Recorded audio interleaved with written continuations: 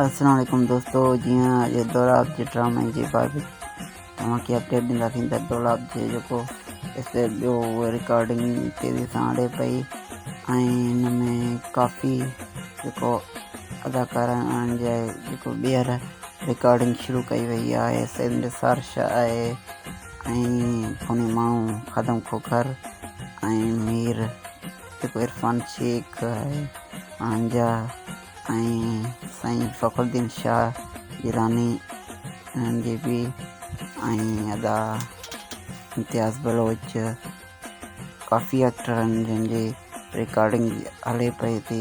हिननि जा बि जेको शूटिंग हले पई ऐं उन्हनि जा जेको सीन आहिनि उहे बि रिकॉर्ड थियनि पिया ऐं तमामु तव्हांखे ड्रामो ज़बरदस्त लॻंदो। इहो ज़हर ज़िंदगी जहिड़ो साबित थींदो इंशाअल्लाह।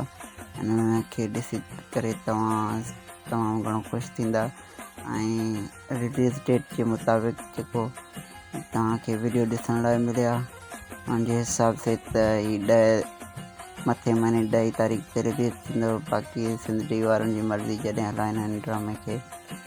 सो इहा हुई अपडेट। बाक़ी जिते जो ख़ुशि हुजो आबाद हुजो।